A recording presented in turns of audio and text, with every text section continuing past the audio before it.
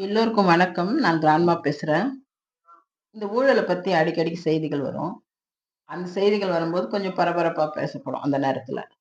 இந்த துறையில 1000 கோடி ஊழல்னு சொல்லுவாங்க. அந்த துறையில 10,000 கோடி ஊழல்னு சொல்லுவாங்க. ஒரு நேரத்துல வந்து லட்சம் கோடி ஊழல் பண்ணதா கூட செய்திகள் வந்திருக்கு. அது சம்பந்தமா சிறைக்கு கூட போயிட்டு வந்திருக்காங்க. சிறைக்கு போயிட்டு வந்துட்டு, நான் நிரபராதி. எதிர்க்கட்சி வந்து எங்கள வந்து பொய் வழக்கு போட்டு சிறைக்கு அனுப்பிச்சுட்டாங்கன்னு சொல்லிக்கிட்டு மறுபடியும் அவங்க அரசியல் வாழ்க்கைக்கு வராங்க. ஒரு பதவியில இருக்காங்க. மறுபடியும் அவங்க ஊழல் பண்ணிக்கிட்டு தான் இருக்காங்க. இதுவரைக்கும் யாரும் தண்டிக்கப்பட்டதா தெரியல. அந்த வரிசையில இப்போ திமுக அமைச்சர் நேரு அவர் சார்ந்த துறையில வேலை வாங்கி தர்றதா சொல்லி 888 கோடி ஊழல் பண்ணதா கண்டுபிடிச்சிருக்காங்கன்னு செய்திகள் வந்திருக்கு. கொஞ்ச நாட்களுக்கு முன்னாடி கேள்விப்பட்டிருப்போம் நம்மலாம். டாஸ்மாக்ல வந்து 1000 கோடி ஊழல்னு சொன்னாங்க. 30,000 கோடின்னு சொன்னாங்க. ஆனா ஆதாரப்பூர்வமா 1000 கோடி ஊழல் பண்ணியிருக்காங்க. அதுக்கு வந்து எல்லா ஆதாரமும் கிடைச்சிருக்கு. அப்படின்னு சொல்லி அங்க உள்ளலாம் போயிட்டு ஆதாரம் எடுத்த மாரியெல்லாம் பேசுனாங்க. அது சம்மந்தப்பட்டவங்க வந்து கிடைச்சாக்கா, முதல்ல கைது ஆகப் போறது துணை முதல்வர் தான். அவர் கைது பண்ணிடுவாங்க. கண்டிப்பா கைதாயிடுவாரு. ஆதாரம்லாம் இருக்கு. அப்படின்லாம் சொல்லிட்டு இருந்தாங்க. நெறைய பேர் வந்து தலைமறைவாயிட்டு தான் சொன்னாங்க. அவங்க தலைமறைவானவங்க கண்டுபிடிச்ச உடனே முதல்ல கைது பண்ண போறது துணை முதல்வர தான். அப்படின்னு சொல்லி பரபரப்பா பேசிக்கிட்டு இருந்தாங்க. அதுக்கப்புறம் பார்த்தா, நம்முடைய முதல்வர் டெல்லிக்கு போறாரு. டெல்லிக்கு போனதுக்கப்புறம் போயிட்டு வராரு. அதுக்குள்ள இங்க துணை முதல்வர் சொல்றாரு, "நாங்க ஈடிக்கும் பயப்பட மாட்டோம், மோடிக்கும் பயப்பட மாட்டோம்ன்னு" சொன்னாரு. அவர் டெல்லிக்கு போயிட்டு வந்த உடனே, அந்த ஊழல் பத்தி பேசுனாங்க. அது என்ன ஆச்சுன்னே தெரியல இதுவரைக்கும். அந்த அளவுக்கு பரபரப்பா பேசுனாங்க. இப்ப அத பத்தி எந்த பேச்சுமே காணோம். டெல்லிக்கு போயிட்டு வந்த பிறகு, நம்முடைய முதல்வர் டெல்லிக்கு போயிட்டு வந்த பிறகு, அந்த ஊழல பத்தி எந்த பேச்சுமே இல்ல. அப்படிதான் ஊழல் வந்து இங்க மறைக்கப்படுது. இப்போ நேரு வந்து ஊழல் செஞ்சதா செய்திகள் வருது. அவர் துறையில வேலை வாங்கி வாங்கி கொடுக்கறதுக்காக பணம் வாங்கிக்கிட்டு அவர் வேலை வாங்கி குடுத்தாரு. அதன் அடிப்படையில 888 கோடி அவர் வந்து ஊழல் பண்ணியிருக்காரு அப்படின்னு செய்திகள் வருது. திரு அண்ணாமலை அவர்கள் கூட அத பத்தி விலாவாரியா பேசியிருந்தாரு. எல்லாமே நடக்குது, எல்லாமே பேசுறாங்க. ஆதாரத்தோட இருக்கு. ஆதாரத்தோட பிடிச்சிருக்காங்க. இப்படிதான் போன முறையும் சொன்னாங்க. இப்பவும் அதே மாதிரி தான் சொல்றாங்க. ஆனா கைது பண்ணல. ஊழல் பண்ணியிருக்காங்க. ஆதாரத்தோட வந்து பிடிச்சிருக்காங்க. அதெல்லாம் சொல்றாங்க.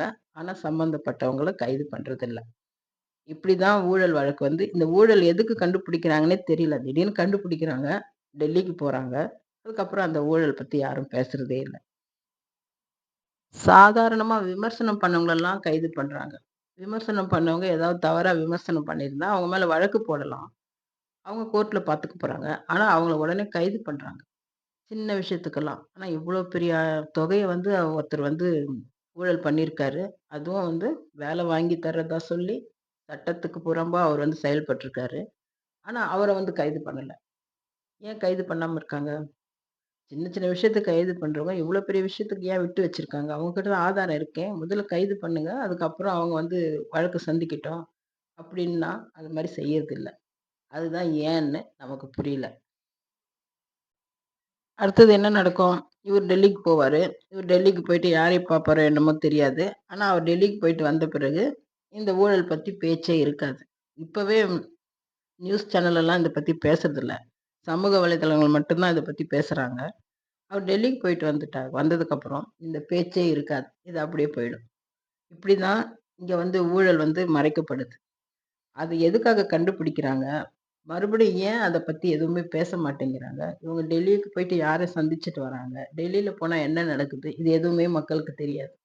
ஆனா ஊழல் பண்ணிட்டாங்கன்னு அத கண்டுபிடிக்கும்போது மட்டும் அவ்ளோ பரபரப்பா பேசுவாங்க.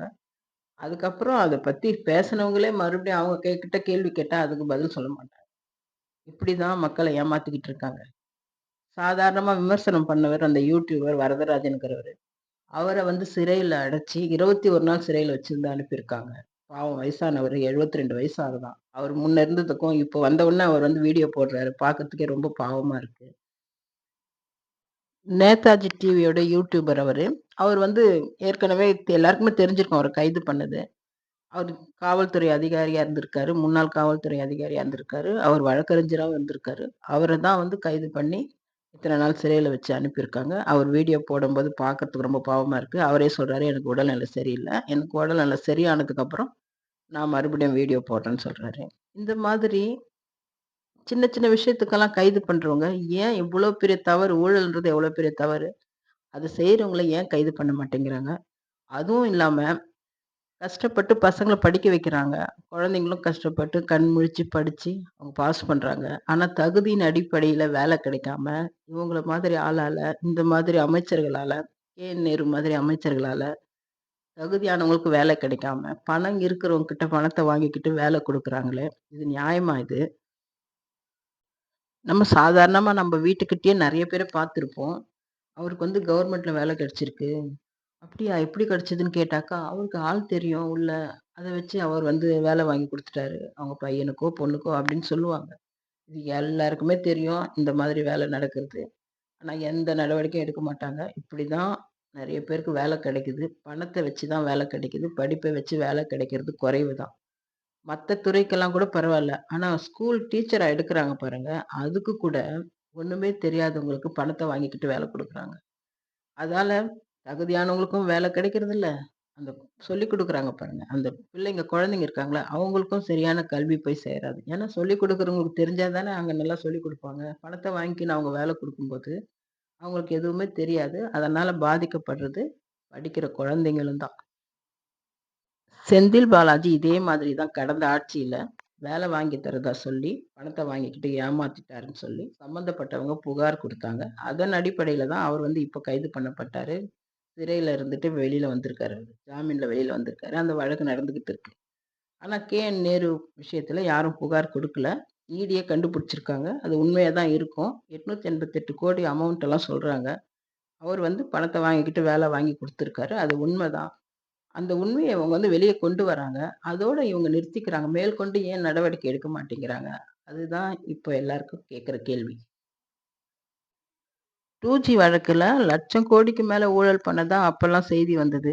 அப்பல்லாம் மக்கள்லாம் ஆச்சரியப்பட்டாங்க. இவ்ளோ கோடி ஊழல் பண்ணியிருக்காங்களா? அப்படிங்கிற மாதிரிலாம் பெரிய பேசும் பொருளாச்சு அந்த விஷயம். அந்த நேரத்துல கனிமொழி அவர்களும் சிறைக்கு போயிருந்தாங்க. ராசாவும் சிறையில இருந்தாரு. ஒரு தவறே செய்யாதவங்க சிறையில இருக்க மாட்டாங்க. சிறைக்கு மாட்டாங்க. போகவும் முடியாது. தவறு செஞ்சிருக்காங்கன்னு எல்லாருக்குமே தெரியுது. 3 மாசம் சிறையில இருந்தாங்கன்னு நெனைக்கிறேன். ஆனா, அதுக்கப்புறம் வெளியில வந்ததுக்கப்புறம் அவங்க சொல்றத பாருங்க. நாங்க தவறே செய்யல. நாங்க விடுதலை ஆயிட்டோம். எங்க மேல பொய் வழக்கு போட்டாங்க. அப்படின்னு சொல்றாங்க. அப்படின்னு சொல்லிட்டு அவங்களும் அரசியல்ல தான் இருக்காங்க. தேர்தல்ல நிக்கிறாங்க. எம்பியா இருக்கிறாங்க. இது நடந்துகிட்டு தான் இருக்கு. ஒரு ஊழல கண்டுபிடிக்கிறாங்க. ஏன் அதுக்கப்புறம் எந்த நடவடிக்கையும் எடுக்க மாட்டேங்கிறாங்க? இதுக்கு தான் பதில் தெரியல. உங்களுக்கு எதனா தெரிஞ்சதுன்னா கமெண்ட் பண்ணுங்க. பிடிச்சிருந்தா லைக் பண்ணுங்க, ஷேர் பண்ணுங்க. உங்க கருத்தை பதிவு பண்ணுங்க. மறக்காம சப்ஸ்கிரைப் பண்ணுங்க. நன்றி, வணக்கம்.